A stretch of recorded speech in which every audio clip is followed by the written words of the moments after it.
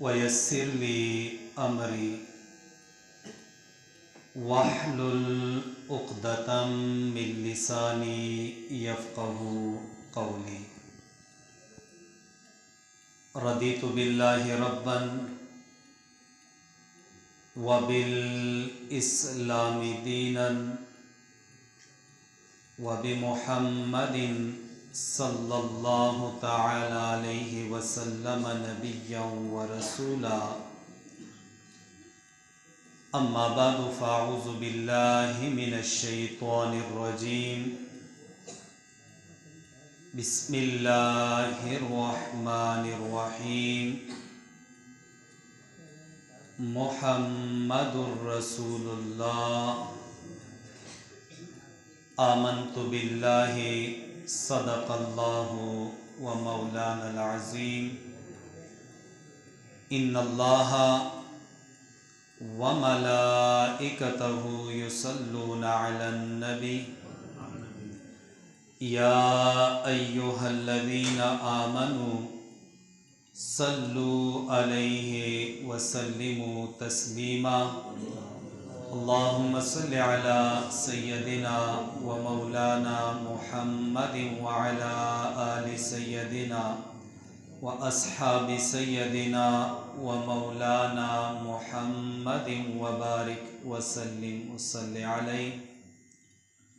اللہ جل جلالہ عما نوالہ وأعظم شانہ کی حمد و ثنا آقا نامدار مفخر موجودات زینت بزم کائنات جناب محمد مصطفیٰ احمد مجتبیٰ صلی اللہ تعالی علیہ وسلم کے دربار میں ہدیہ درود و سلام پیش کرنے کے بعد معزز علماء کرام، جمیع سامعین و حاضرین، السلام علیکم ورحمۃ اللہ وبرکاتہ. آج کی یہ پیاری بزم، پیاری محفل ولادت مصطفیٰ، میلاد مصطفیٰ صلی اللہ تعالی علیہ وسلم کے سلسلے میں انعقاد پذیر ہے، جس میں اور آپ سب حاضر ہیں. خالق کائنات ہماری اس حاضری کو ہماری نجات کا ذریعہ بنائے. آیت کریمہ کا ایک حصہ تلاوت کیا. محمد الرسول اللہ، محمد صلی اللہ علیہ وسلم اللہ کے رسول ہیں. اس رسول کے دنیا میں آنے سے دنیا کا نظام کیسے تھا اور کیا تبدیلی آئی، خصوصیت کے ساتھ ایک شاعر کا ایک شعر ہے، گفتگو صرف اسی پہ کریں گے. سونا مدینے والا دکھیا دا آسرا ہے.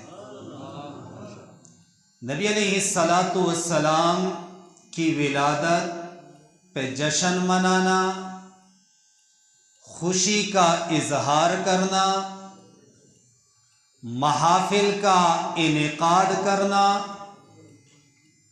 کیوں ضروری ہے؟ اس لیے کہ حضور کے آنے سے ہمیں امت مصطفیٰ ہونے کا شرف ملا ہے.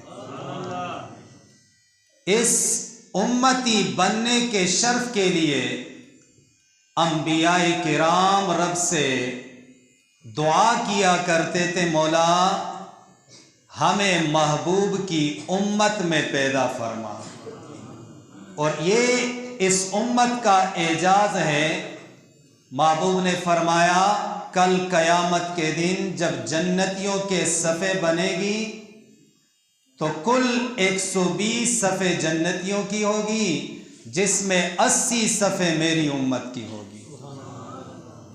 اور میرے محبوب نے فرمایا اس وقت تک جنت میں کوئی نبی داخل نہیں ہوگا جب تک جنت میں داخل نہ ہو جاؤں، اور اس وقت تک کوئی امت بھی داخل نہیں ہو سکتی جب تک میری ساری امت جنت میں داخل نہ ہو جائے۔ نبی کے آنے سے ہمیں اشرف امت ہونے کا اعزاز ملا۔ ہم جو یہ جشن مناتے ہیں، یہ محافل کا انعقاد کرتے ہیں، ہم اس نعمت پر شکر کا اظہار کرتے ہیں۔ پھر نبی علیہ السلام سے قبل جتنی امتیں تھیں ان کا حال یہ تھا، اگر کوئی گناہ کر لیتا تو وہ گناہ اس کے پیشانی پہ لکھ دیا جاتا، وہ اس کے لیے دنیا میں بھی رسوائی کا سبب ہوتا، آخرت میں بھی عذاب کا سبب ہوتا۔ محبوب کی ولادت ہو گئی، محبوب دنیا میں آئے، خالق کائنات رب ذوالمنن نے اس محبوب کے صدقے سے ہم پر یہ کرم کیا کہ آج ہمارے گناہ لوگوں پہ ظاہر نہیں ہو رہے۔ آج ہم جتنی برائی کرتے ہیں اس محبوب کے صدقے، محبوب نے دعا کی تھی، مولا زمین کے نیچے ان کے ساتھ تو جو معاملہ بھی کرتا ہے کر لے، میری امت کو کسی کے سامنے رسوا نہ کرنا۔ تو اس نبی کی ولادت پر ہم جتنا جشن منائیں، جتنی خوشی منائیں، وہ کم ہے جس محبوب کے آنے سے خالق کائنات رب ذوالمنن نے ہمارے اگلے اور پچھلے گناہ معاف فرما دیے، اور محبوب کو وہ شان عطا کی کہ شاعر فرماتا ہے، سونا مدینے والا دکھیا دا آسرا ہے۔ کیسے آسرا ہے؟ اللہ اکبر۔ حضرت ابو ہریرہ رضی اللہ تعالی عنہ ایک دفعہ اپنے گھر سے نکل گئے، بھوک کی حالت نے نڈال کیا ہے، راستے میں پڑے بے ہوشی کی عالم میں حضرت ابو بکر صدیق کا گزر ہو رہا ہے۔ حضرت ابو ہریرہ رضی اللہ تعالی عنہ اس سے صدقے والی آیت کے بارے میں پوچھ رہا ہے۔ ابو بکر صدیق رضی اللہ تعالی عنہ نے یہ سمجھا کہ ابو ہریرہ رضی اللہ تعالی عنہ اس آیت کے بارے میں پوچھ رہے ہیں، پوری آیت اسے سنائی۔ ابو ہریرہ کے دل میں یہ تمنا تھی، میں آیت کا پوچھوں گا، ابو بکر صدیق کو میری حالت زار کا علم ہو جائے گا، وہ مجھے کھانے کے لیے کچھ دے دے گا۔ ابو بکر صدیق چلے گئے، حضرت عمر فاروق رضی اللہ تعالی عنہ آئے، حضرت ابو ہریرہ رضی اللہ تعالی عنہ نے اس کے ساتھ بھی یہ معاملہ کیا، اس نے بھی پوری آیت کریمہ تلاوت کر کے چلے گئے۔ حضرت ابو ہریرہ رضی اللہ تعالی عنہ فرماتے ہیں، مجھ پر بے ہوشی طاری ہو گئی، میرے محبوب گھر سے نکلے، جب دیکھا ابو ہریرہ رضی اللہ تعالی عنہ راستے پہ پڑے ہیں، میرے محبوب نے حضرت ابو ہریرہ رضی اللہ تعالی عنہ کے جسم کے ساتھ اپنا جسم لگایا تو ابو ہریرہ کو ہوش آ گیا۔ ابو ہریرہ رضی اللہ تعالیٰ عنہ جب ہوش میں آئے، میرے محبوب نے کچھ پوچھا نہیں، کیوں؟ محبوب تو دلوں کے حالوں کو جاننے والے تھے۔ کہا ابو ہریرہ میرے پیچھے آؤ، گھر چلے گئے، عائشہ صدیقہ سے فرمایا گھر میں کچھ ہے؟ کہا محبوب کچھ بھی نہیں، صرف ایک پیالی دودھ ہے جو کسی نے ہدیہ کیا ہے۔ حضور نے فرمایا ابو ہریرہ آپ کتنے افراد ہیں اصحاب صفہ والے؟ کہا حضور ہم تو 70 ہیں. کہا جاؤ سب کو بلاؤ. ابو ہریرہ فرماتے دل میں خیال آیا ایک پیالہ دودھ کا ہے، مجھے خود بھی بھوک لگی ہے، اور جب حضور کے پاس آؤں گا حضور یہی فرمائیں گے ابو ہریرہ سب کو پلاؤ، میری باری تو سب سے آخر میں آئے گی، میرا کام تو نہیں بن سکتا. گئے سب کو بلا کر لے آئے. حضور نے فرمایا ابو ہریرہ سب کو پلاتے جاؤ. ابو ہریرہ دودھ بھی پلاتے ہیں اور پیالے کو بھی دیکھتے ہیں. پلاتے گئے. 70 صحابہ نے دودھ جب پیا، محبوب نے فرمایا ابو ہریرہ تو رہتا ہے اور میں رہتا ہوں. ابو ہریرہ کو کہا پیو. ابو ہریرہ نے جب پیا برتن اپنے منہ سے ہٹایا. محبوب نے فرمایا اور پیو. ابو ہریرہ نے اور پیا. محبوب نے پھر فرمایا اور پیو. جب تیسری مرتبہ پیا تو کہا محبوب اب جسم میں دودھ داخل کرنے کے لیے کوئی جگہ موجود نہیں ہے. تو باقی جو بچا ہوا دودھ تھا وہ حضور نے تناول فرمایا. اسی لیے شاعر نے کہا سونا مدینے والا دکھیا دا آسرا ہے. حضرت قتادہ رضی اللہ تعالی عنہ جنگ کے میدان میں ہیں. آنکھ مبارک اس کی نکل گئی. آنکھ مبارک تیر لگا نکل گئی. ابو ہریرہ حضرت قتادہ رضی اللہ تعالی عنہ آنکھ کو اٹھا کر اپنے ہتھیلی پر رکھ کر حضور کے دربار پہ چلنے کے لیے تیار ہو گئے. کیوں؟ حضرت قتادہ کو پتہ تھا سونا مدینے والا دکھیا دا آسرا ہے، میری آنکھ نکل گئی ہے.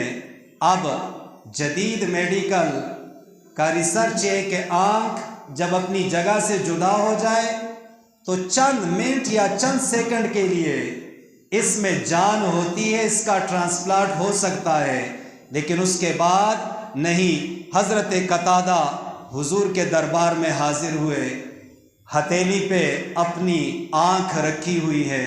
محبوب نے جب دیکھا کہا قتادہ کیا ہوا؟ کہا محبوب آنکھ نکل گئی. کہا کیا مانگتے ہو؟ کہا آنکھ. کہا آنکھ مانگتے ہو یا جنت؟ آنکھ چاہیے یا جنت چاہیے؟ قتادہ نے کہا محبوب جنت تو آپ کی غلامی میں اور آپ کے صدقے سے مل ہی جائے گی، دنیا میں آپ کے دیدار کے لیے آنکھ چاہیے. نبی علیہ السلام نے وہ آنکھ وہاں پر رکھی جہاں پہلے سے موجود تھی. لعاب دہن لیا، اسی آنکھ پر لگایا. حضرت قتادہ فرماتے ایسا لگتا تھا گویا آنکھ کو کوئی کچھ ہوا ہی نہیں. آنکھ جس طرح پہلے تھی اسی طرح رہی، بلکہ صاحب ذوق افراد نے کہا، ابو قتادہ نے یہ کہا جو آنکھ مجھے ماں باپ کے واسطے سے ملی تھی اس کی روشنی کم تھی، جو مصطفیٰ کے واسطے سے ملی تھی اس کی روشنی زیادہ تھی.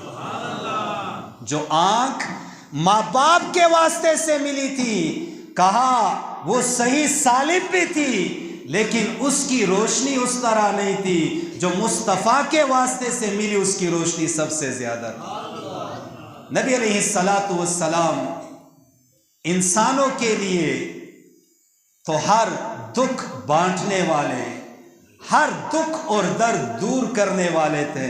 میرے محبوب تو اتنے مہربان تھے کہ جانور کیا کہ یہ درخت، ٹہنیاں، پتے اور پتھر ان پر بھی حضور شفقت اور محبت فرمایا کرتے تھے.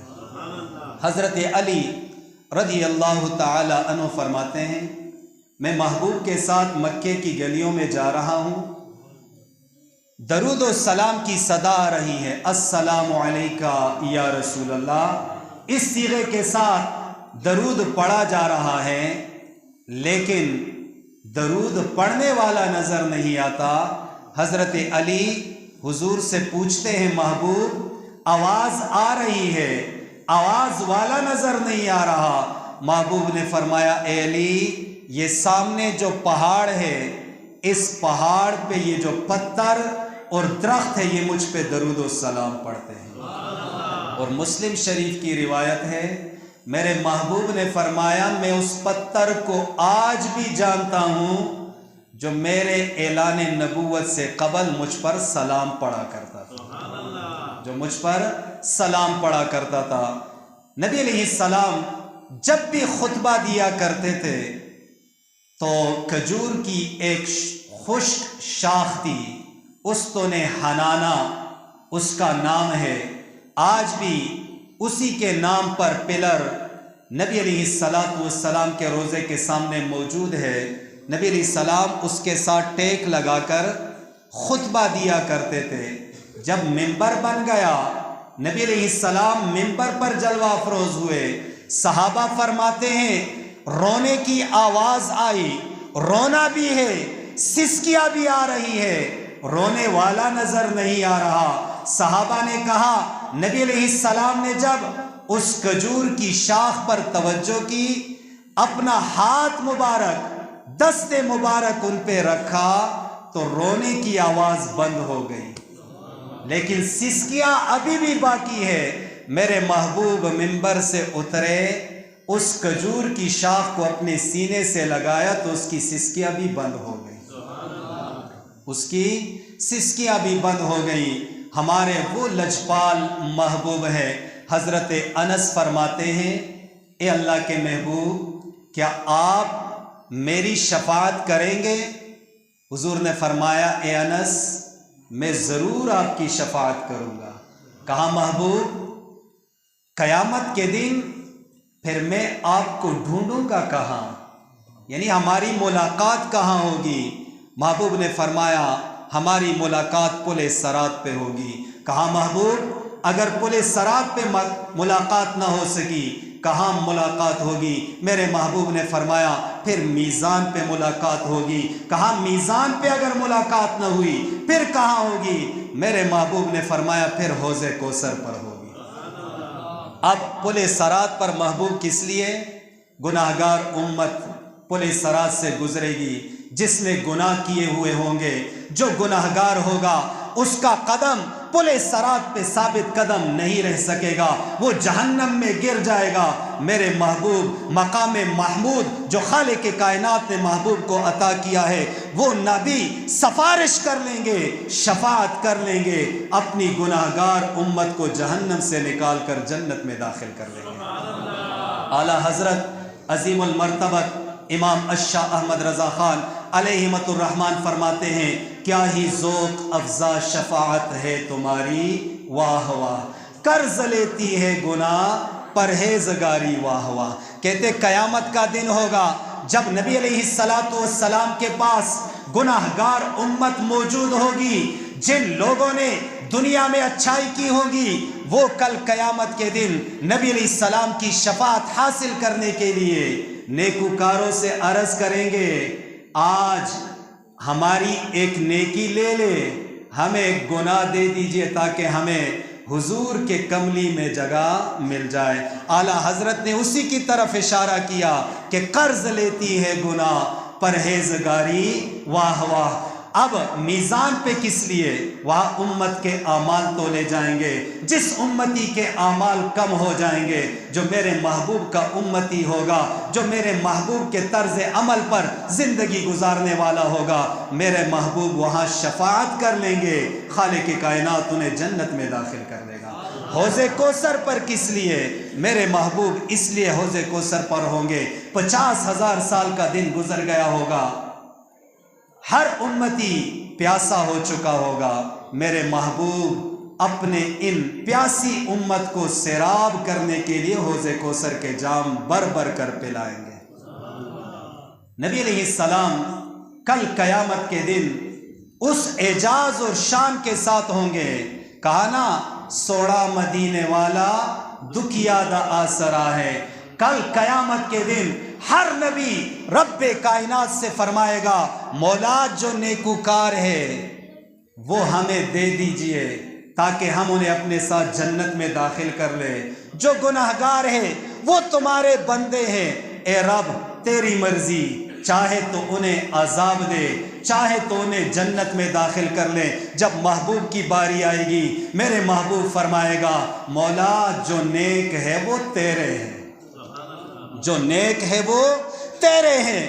اے میرے مولا جو گناہگار ہے، جنہوں نے دنیا میں قصور کیے ہیں، جن سے دنیا میں لغزشیں ہوئی ہیں، مولا آج وہ مجھے دے دیجئے تاکہ میں شفاعت کروں اور انہیں جنت میں داخل کروں۔ میلاد کا مقصد حضور ہر دکھی کے لیے آسرا ہے، لیکن کچھ پیاسے حوض کوثر پر آئیں گے، میرے محبوب پہچان لیں گے ہے میری امت، کیوں آثار وضو چمکتے ہوں گے۔ زندگی میں ایک دفعہ تو وضو کیا ہوگا نا، زندگی میں ایک مرتبہ تو وضو کیا ہوگا۔ کل عالم محشر میں سب امتوں سے علیحدہ نظر آئیں گے کہ یہ محبوب کے امتی ہے، وہ دوڑ دوڑ کر حوض کوثر کے پاس آئیں گے، فرشتے انہیں روکیں گے، فرشتے انہیں روکیں گے۔ محبوب آواز فرمائیں گے، محبوب فرمائے گا اے فرشتوں چھوڑو یہ تو میرا امتی ہے، فرشتوں چھوڑو یہ تو میرا امتی ہے۔ فرشتے عرض کریں گے مولا کریم کے محبوب ہے تو آپ کا ہی امتی، لیکن محبوب زندگی آپ کے طریقے پہ نہیں گزاری، زندگی آپ کے طریقے پہ نہیں گزاری، آپ کی اتباع میں زندگی نہیں گزاری۔ آج یہ حوض کوثر کا جام آپ کے ہاتھ مبارک سے نہیں پی سکتا۔ میلاد کا مقصد اتباع رسول حاصل کرنا، حضور کی محبت حاصل کرنا۔ میلاد منانے کا مقصد یہ ہے ہماری زندگیوں میں انقلاب آ جائے۔ میلاد کے محافل منعقد کرنے کے بعد اگر ہماری مسجدیں خالی رہے، یہاں کوئی نمازی نہ ملے، تو سمجھو کہ محافل میلاد نے ہمارے اندر کوئی انقلاب پیدا نہیں کیا۔ اگر میلاد کی محفل کرنے کے بعد، حضور کا ذکر سننے کے بعد، حضور کی ولادت کی محفل میں شریک ہونے کے بعد ہم اپنے والدین کے فرمان بردار نہ بن جائے، تو سمجھو ہمارے میلاد النبی کی اس محفل نے ہماری زندگی کو نہیں بدلا۔ میلاد النبی زندگی میں تبدیلی لانے کا ایک انمول ذریعہ ہے۔ محبوب آئے، ایسی تبدیلی آئی کہ لوگوں کو زندگی گزارنے کا طریقہ آ گیا۔ حضور کے آنے سے قبل کیا عورتوں کو زندہ درگور کیا جاتا تھا، محبوب آئے عورت کو زندگی ملی۔ کیا زندگی ملی؟ کہا جس کی ماں ہے وہ اس کی خدمت کرے گا، کہا جنت ماں کے قدموں کے نیچے ہے۔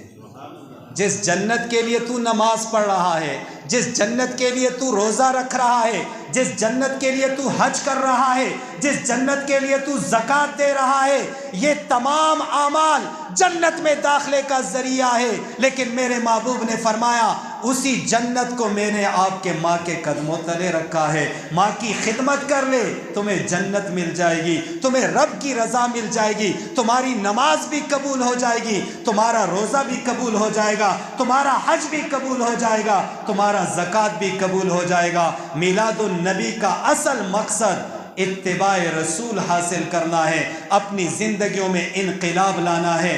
جو بے نمازی ہے آج سے وہ مصمم ارادہ کر لے کہ میرے محبوب نے فرمایا ہے نماز میری آنکھوں کی ٹھنڈک ہے۔ ہمیں یہ پتہ چلا میلاد مصطفیٰ پر جھنڈا لگانے سے میرے محبوب خوش ہوتے ہیں۔ ہمیں جب یہ پتہ چلا میلاد مصطفیٰ کی محفل سجانے سے میرے محبوب خوش ہوتے ہیں، جب ہمیں یہ پتہ چلا میرے محبوب میلاد مصطفیٰ پر لنگر پکانے سے خوش ہوتے ہیں، تو ہم کتنے اہتمامات سے کرتے ہیں، لائٹنگ بھی کرتے ہیں، جھنڈا بھی لگاتے ہیں، میلاد کی محفل بھی سجاتے ہیں، لنگر بھی پکاتے ہیں، کس لیے؟ کہ میرے محبوب کی رضا حاصل ہو جائے۔ میرے محبوب نے فرمایا میری رضا حاصل کرنا چاہتا ہے تو سال میں ایک دفعہ نہیں، دن میں 5 مرتبہ آؤ، سر رب کائنات کے دربار میں جھکاؤ، تیرا جھکنا ہوگا، تیرا سر سجدے کے اندر ہوگا۔ میرے محبوب فرماتے میری آنکھوں کو ٹھنڈک ملے گی، جب میری آنکھوں کو ٹھنڈک ملے گی تو تمہیں رب اور میری دونوں کی رضا حاصل ہو جائے گی۔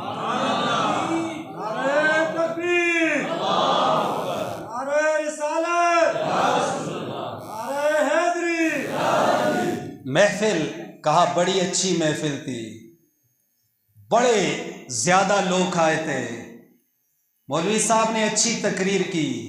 تقریر وہ نہیں ہوتی جو صرف لذت حاصل کرنے کے لیے ہو، تقریر وہ نہیں ہوتی جو صرف نعرے لگانے کے لیے ہو۔